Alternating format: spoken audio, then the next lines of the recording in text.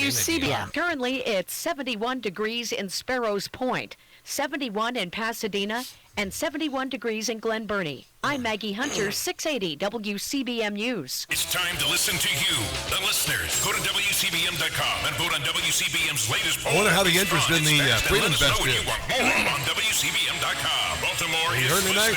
Tonight? Yeah, we'll talk. You are 6 people. Oh, good. Informative, thought-provoking. 4 of those are relative. The show in America, on air and on the World Wide Web. This is the Rob Carson Show. Hello and welcome to the Rob Carson Show. It's the Tuesday edition after day one of the DNC convention, which was, so much joy, honestly. The joy and the hope and the positivity was overwhelming. Oh, my God. These are the most just awful people, just really awful, uptight, wound up people. They're trying to back a candidate who was a joke 6 weeks ago. It's very obvious that their hearts aren't in it. They pushed Joe Biden out of the race, 5 weeks ago? And he has to show up and deliver his own eulogy after midnight.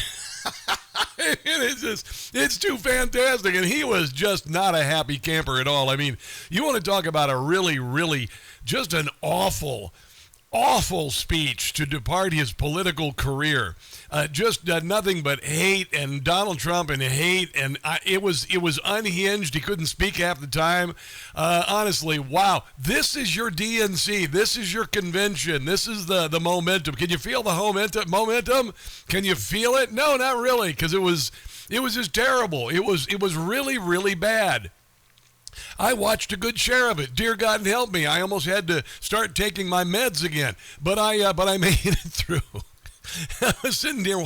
I was watching the speech of Joe Biden last night in the office here on Newsmax Plus. Thank you very much. And just going, wow. I mean, this is your mea culpa. It is sad, but the positive is yesterday during this first day of the DNC convention, which was empty most of the time. And by the way, a good share of the people began to leave during Joe Biden's speech. There are countless pictures of the seats emptying out as Joe Biden started speaking because he was being so incredibly negative, and he was a terrible president. That's also the other thing. Is they're a terrible president. And did you see all the signs they made up that said, "We love you, Joe"? That had to really stick in his craw, too.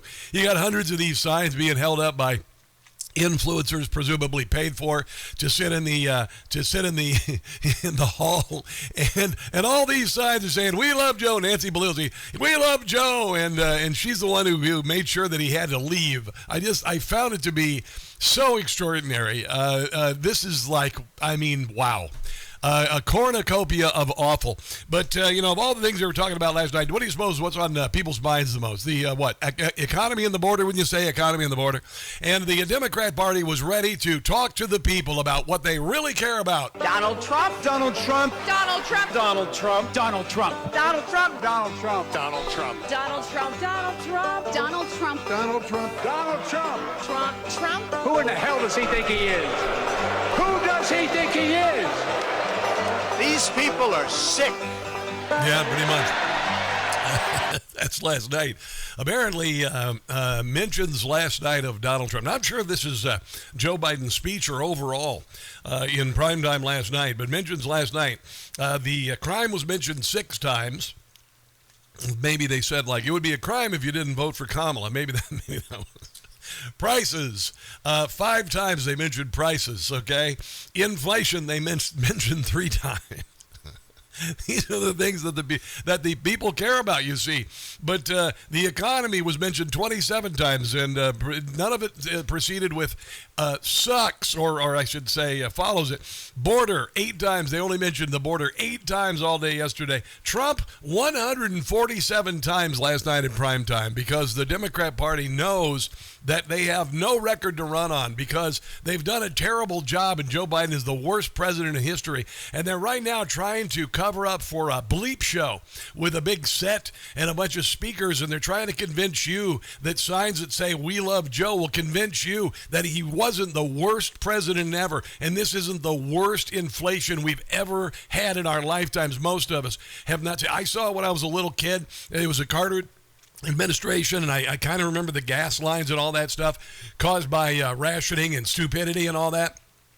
But most of us haven't seen inflation like this in our entire lifetimes, and they didn't focus on any of that because they know that the Democrat Party has nothing to offer that would even begin to resound with the American people. They have taken away our ability to pursue life, liberty, and happiness, and they want you. They are the party of dour and unhappy and projection and all of that. Here's Chris Wallace. He used to work for Fox, but he's kind of a tool, and he's overworking at CNN. And here's what he had to say about the DNC, the big convention. You know, the word that everybody is using to describe tonight is bittersweet. It's just bitter. The fact of the matter, I'm not saying Joe Biden is bitter, but, you know, it's like... Oh, no, Joe Biden's bitter. ...been thrown out a window, and as you're falling, you go, gee, it's nice out here. No, he got thrown out of a window, and basically he was forced. You know, there's going to be a lot of talk tonight about how generous it was of him and selfless of him. He was basically forced out by Nancy Pelosi and Barack Obama and Chuck Schumer and Hakeem Jeffries. And I suspect even the fact that there has been this surge of enthusiasm since he left and Kamala Harris took his place, that's got to be pretty tough, too. You got thrown out of a window and everybody's applauding the person who's now in the room. Yeah, if he's the greatest president in the history of the world and he's done such a great job, why the hell is he no longer the candidate? Honestly, we've never gotten a straight answer on that. Well, there's a couple of things. First of all, he has profound and bad dementia. There's that. His brain does not work at all. And I'll share some of the sound bites here very shortly. But also this impeachment report that came out yesterday showed why they were desperate to get rid of him, because he took in $27 million from our enemies in exchange for, you know, whatever. I don't know, Chinese spy balloon, making us energy dependent on China, all of that stuff. And then the Biden family got all sorts of rich. And then Joe Biden also got $8 million in loans that he never repaid at all. Why did that happen? All sorts of stuff. That came out yesterday. So they're trying to cover over the most corrupt president we've ever seen and the worst economy that most of us have ever seen, and certainly almost all of us have seen as adults. Yeah, as adults, the worst economy that we have seen. But, you know, today started off. It was a new day at the DNC convention. This is the Women's Caucus.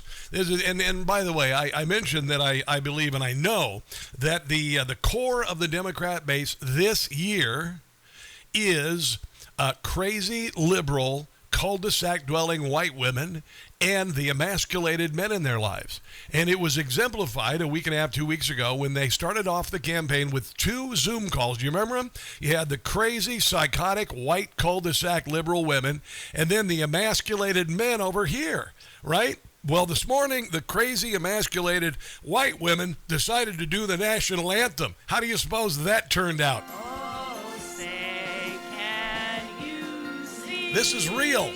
By the dawn's early light, what so proudly we hailed. Don't they sound like cats? At the twilight's last gleaming, whose broad strides we hailed. At the Yeah. I think this is better.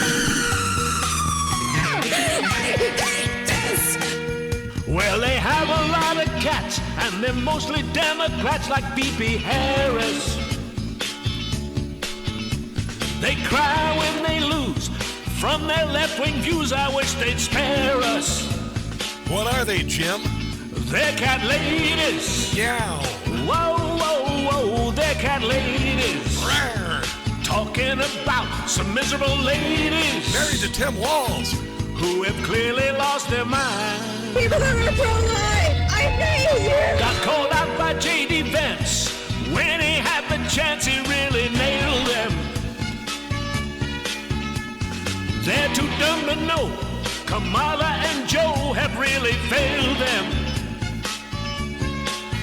They're cat ladies. Don't have a child, they're cat ladies. Talking about some miserable ladies Yow. who are out of their mind. Yeah, they don't know how to sing the national anthem either. This is from the founder of the main outside spending group backing Kamala's presidential bid. Says their own polling is, quote, less rosy than public polls suggest, and warned that Democrats face much closer races in key states. You know why? Because she's a terrible candidate, and she's the same person she was about a month ago before the Democrat Party tried to make her sound like a genius. And then she started opening her mouth, and everybody realized, oh, holy crap, she really is that bad. Chauncey McLean. Hello, Chauncey McLean. He probably wears jodhpurs and sock garters.